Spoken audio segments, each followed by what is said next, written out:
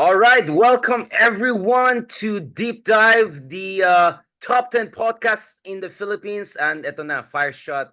And by far, number one political and news podcast in the country.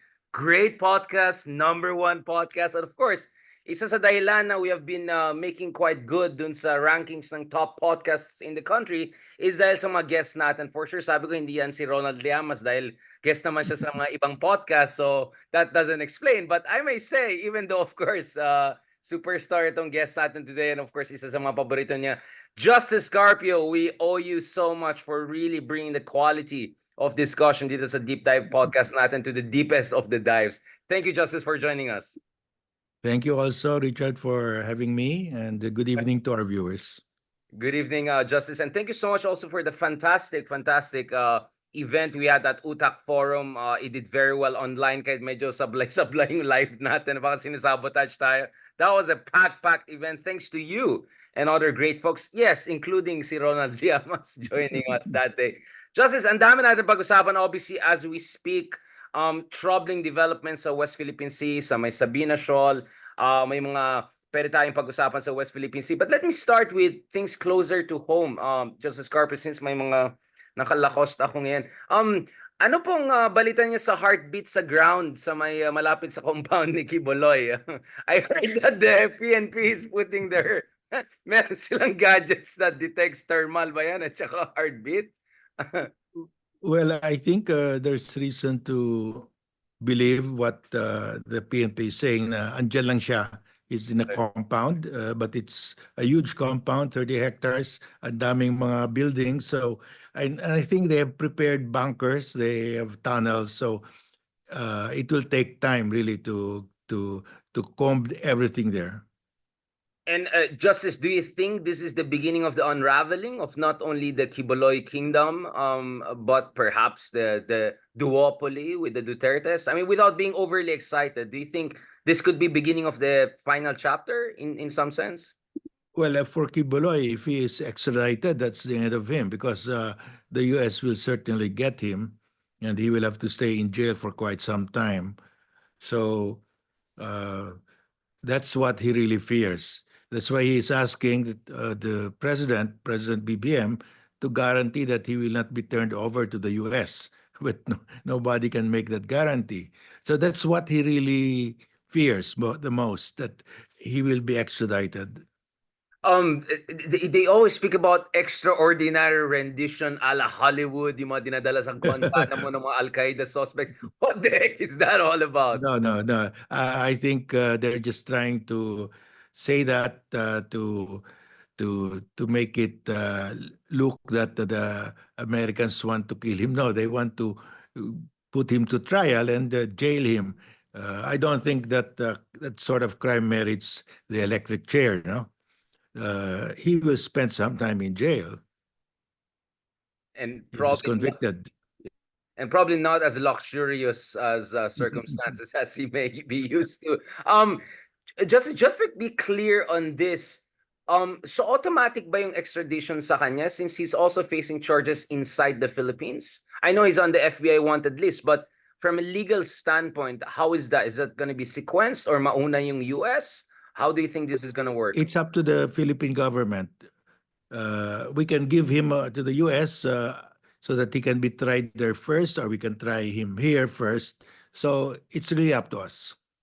And Justice Carpio, what is your again, I know that you're not necessarily on top of this case and you'll be cautious about making any legal analysis, but what is your, let's say, at least primary level legal read na dapat ba unahin natin for domestic judicial institutions or baka better to let him face first justice in the United States, given the nature of his alleged crimes? Well, I think we can give the Americans a first crack at him because they're ready already. They have gathered all the evidence, and I think they have strong evidence. So let the Americans first take a first crack at it. And Justice, just again, question on the implications for the finance. I mean, we're talking about a very rich quote unquote kingdom, right? And Digong is kind of like the de facto administrator of all that money. we could be talking about, forget about billions of pesos, maybe approaching hundreds of millions of dollars. Just kasi na-interview ko si General Torre, di ba? Who was in charge of the operation. 30 hectare, tapos sobrang laki daw yung compound. I mean, may hangar. I mean, this is a lot of money, no? Justice, mas sequester ba yan ng Estado? How is that gonna work from a legal standpoint? Well, they will have to file forfeiture proceedings, but if the Americans try him first, well, those will have to wait, no? Because you'll have to show that these are the proceeds of a crime. So that might be that might require a lot of gathering of evidence. Uh, so probably if the Americans might have already built up the case there because his people uh, were seen or have been documented to be collecting contributions there and sending the money here, no? So they might have fully documented all of this. So we'll just have to probably give the Americans the first crack. And your sense is the Americans have a more more prepared dossier than the Philippine government. Yeah, I think they are more advanced in the gathering of evidence, and if the trial takes place there, his followers will not be creating trouble here like what they're doing now. And just as what do you say about yung mga reports? I suppose fake news yan that maybe FBI or the Americans may be involved also in these operations, considering how complicated it is. Parang may mga underground tunnel siguro yan or something like that. Well, I have no information on that, but probably they could have lent us some uh, uh, instruments to detect the presence of people underground. That's possible, but I don't think they're there. Now, it looks like things are not looking so good for Kibuloy, and I think we have been seeing reports of him sending feelers of surrender. Let's talk about the other favorite son of Davao, like Duterte's. I mean, Justice Carby, where does that put Rodrigo Duterte as the other side of this equation of the whole Kibuloy enterprise? Because they're kind of tied at the hip, right? I mean, may pagka-Siamese twins the phenomenon there, no? Well, he will be the administrator. He will have access to a lot of funds, a lot of properties. Uh, but probably there will be an accounting when they turn over. So it's difficult to assess exactly what are the funds he will be managing. But he has the legal authority to administer for sure. Are you suggesting that he may not be really sad if ever Kibuloy is taken to the US? Like, oh, kasi di ba nag-release na, I feel so bad for Kibuloy. I hope you'll be okay. And then like, well, just in case, akong bahala sa lahat ng kingdom. I mean, that's an interesting conflict of interest for two very good friends. Well, we don't know what we first of all we really don't know the extent of the properties or assets of the kingdom of Jesus Christ, no? Uh, because we don't know how it's structured. There could be a, a corporate body, they call it a corporation soul, uh, where it belongs to, theoretically, the assets belong to the congregation. And the trustee is the the head of the church. No, but I don't know how Kibuloy structured the assets, whether it's a corporation soul or not. Interesting. So to create some, plausible deniability. Parang yung ginawa niya sa SMNI, di ba? Na parang may denial pa siya, is really in charge of that and also you can do some mumbo jumbo corporate structuring around that. Well, because for religious corporations, they call it the corporation soul. There's really just uh, one incorporator, and that's usually the bishop or the head of the church. So I really don't know how he structured his religious entity. Sorry, Justice, I'm pushing on this because from what I remember, you're a tax law expert, or at least, I mean, and you have an economics background. So siguro I'm pushing you too much on the money question, and we're both Ilocanos too. But Justice, speaking of the Dutertes, because I want to also talk about the PhilHealth issue because you had the letter, open letter warning the administration on this issue. Because I want to remind everyone na hindi lang kami nagbabash lang sa Dutertes. We also have strong warnings for the current administration of Marcos. But before going to the PhilHealth issue, can I also get a little bit of your take on this whole Shimenat, this whole Sara Duterte meltdown, if I can put it that way, in the most polite way I can put it, sa budget hearings? I mean, ano ba yan? Parang checkmate ba siya? Ang wala talaga siyang masabing palusot, or it's just she's just weak, that she's a poor replica of her father, who would have probably been more entertaining and evasive, or octopus squid tactics, no, in dealing with this kind of hearings. Or surprised by how should I put it, sloppy Sarah was actually. Well, that's really the spoiled brat in her. The she had a problem to begin with because the liquidation of the 125 million confidential fund turns out to be really defective because it was it was used to buy food, to buy tables and chairs. 10 So million for rewards. Exactly 10 million. Like wala man lang 1 peso up, 1 peso down. What rewards do they give? Everything is sakto lang, 'di ba? I mean, like there's no up and down. Grabe. yeah, well, actually, the old man Duterte did that when he left office. Sinimot niya all his confidential funds were wiped out. I mean, he used to the last centavo, and he divided it equally between confidential intelligence fund. How can you be so exact in dividing? No, but that's how he accounted for it. He divided down to the last centavo. Hating kapatid sa intelligence at sa security. I mean, that's I mean, just I mean, I would say, I mean, aside from, I mean, we can talk about the spoiled brat angle, but it looks like, well, first of all, she's not the president, so iba yung presidente ka pa rin, you can get away with things a bit more. But she doesn't seem to have the right team also, no? Medyo sloppy yung kanyang communications team, sablay yung mga PR niya, para hindi na proofread. They don't seem to be able to, parang wala siyang bongo to be able to, make sure she doesn't get herself too much into trouble. Medyo parang JV team yung dinala niya sa hindi naman Malacanang, ano ba, Coconut, ano ba, saan ba siya? Saan ba yung opisina ng OVP nowadays? Di ba, Justice, parang very C-League yung kanyang staff. Parang ganun ang dating sa akin. Well, that's the the mayora in her, no? Because if you're just a mayor, that's how you act. I mean, you're not too fastidious in those things. You're not very careful, and it looks like she has carried that over to her office as VP.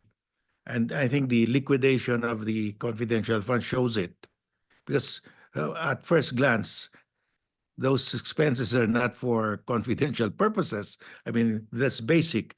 And probably they did not expect that it will be revealed, no? Because it never happened in the past that your liquidation of confidential funds has been exposed to the public.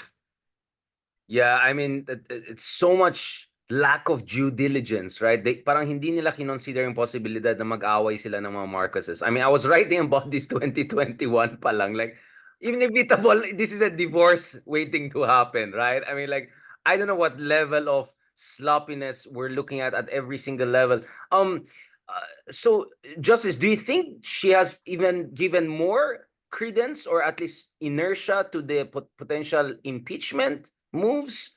Or parang late na masyado kasi it's September 30 na yung end of, ano, di ba? Yung magbe-break na yung Congress. Well, there's still the second half, the last 3 years. No, it can still happen, and we don't know whether they will push for it because she's actually saying that there's a plan to impeach her. I think she got it from our podcast, me and Ronald. Kasi tinanong sinong source mo? Hindi niya masagot. I think nakikinig siya sa podcast namin tsaka mga interview natin kay Sonny Trillanes. So, going back to this Justice Scorpio, Do you think her inability to, I mean, not forget about her unwilling, parang wala siyang pake, hindi na na-explain yung kanyang budget. I mean, that could even strengthen the momentum, no, in terms of going after her legally, right? Not only impeachment, the Supreme Court case on confidential fund. I mean, how are you looking at it from that angle? Well, she might be daring Congress to give her a 1 peso budget. I mean, and she plays the part of being Big. oppressed by Congress. Uh, but I think they'll give him just enough budget to run the office. No, but all of those other perks like having your own DSWD to give money away, that might not be given to her. So tatanggalin lahat ng mga duplications na meron siya Yes, na pwede gawin ng ibang ahensya. I mean, she can have that's a right. quote-unquote Lenny budget, right? Leany budget. Yung lean na Very budget ni lean. Lenny, di ba? Yeah, that means she will have to, uh, like Lenny, ask for donations if she wants to have projects. Right. So looks like at least we have a precedence. At least lucky for her, there's the Lenny model. Ibang usapan kung she has the competence of Lenny or COA level transparency of Lenny. Now, before we get bashed for too much talking about Duterte's, I want to ask one last question on this before we transition to Marcos and West Philippine Sea Justice. Again, how did Davao end up with Duterte so on top? I mean, Davao has produced people like you. I mean, the Nograleses are not necessarily the paragon of progressive politics, but I mean, how come, like, how did Davao become synonymous with Duterte's? I mean, isn't that frustrating? I mean, ako, as a Ilocano, when people equate us to Marcos, it's parang hindi. I mean, we have so many other great Ilocanos, right? But I suppose for Davao people, some of them are wondering, why do you equate us to the Dutertes? And from the outside, why are the Dutertes the only game in town? The secret of the Duterte, I'll tell you, it's the confidential funds. Because the old man Duterte invented that. He was the first mayor, the first LGU official to give himself, through his budget, passed by his own city council, a confidential fund. And it grew over the years. And when Sara was the last time she was mayor, it was almost half a billion pesos in confidential funds. You can just imagine what you can do with that. I mean, you can put all the uh, spouses or children of all barangay chairs to in your payroll, and so you'll never lose in a single barangay. That's really the secret of the political power of the Dutertes. It's a confidential fund. Right. No money, no honey. So as their funds get squeezed, are you saying that naturally their ability to flex their muscle will also be affected, no? Well, it will. Well, right now, they still have confidential funds in the budget of the city because the Supreme Court has not acted on our petition. I was one of the petitioners there, questioning the constitutionality of these confidential funds. That's very good point, Justice. I mean, of course, Sonny will say it's that money plus the muscle, which is what we're referring to, the other DDS, right? The original permutation. Justice, now let's talk about the administration right now. Kasi binabash na tayo na masyado daw tayong Duterte haters. Gusto ko pa naman bumalik sa Davao. Na-miss ko pa naman ng Davao. I don't know about you, Justice, but I miss Davao. Let's talk about the PhilHealth issue because this is a big problem. And kanina lang I was with a mechanic friend of mine and he was telling me about yung flood control issue, bakit hindi daw pinag-usapan, bakit puro mga Dutertes ang pinag-usapan, bakit hindi pinag-usapan yung kapalpakan ng mga flood control. Ilang billions ang ginastos natin. Yung nakatakas si Alice ko, si Kibuloy hindi pa nahuli, and then of course is PhilHealth issue. Napaka laking skandalo ito kung totoo talaga yung mga ibang reports. So Justice, can you remind us of the open letter? Was that an open letter you sent? I mean, the last time you had an open letter, it worked, right? Yung Pogo ban. So you never know. Baka lucky number 2 na naman tayo. Well, the basic thing here, there are two principles involved. No? Under the Constitution, in the executive branch, it's only the president who can transfer savings from one item in the budget to another item in the budget. It cannot be exercised by any other executive official. So what they did was what Congress did in the General Appropriations Act was to authorize the Secretary of Finance to transfer savings. They call it excess funds, but that's the same as savings, from one item to another to fund the unprogrammed appropriations. Because what they did was, like the modernization of the AFP, they did not fund it. But that's really necessary because Exactly. it's a matter of national survival. But they did not fund it. What they funded were their pork barrel projects and lodged these funds in the Department of Public Works. So now their pork barrel has been funded, but the national defense has not been funded in terms of modernization. So they authorized the Secretary of Finance to scoop the savings in This is recto. PhilHealth and This is other recto. This GOCs is Ralph and Rector. transfer it to fund the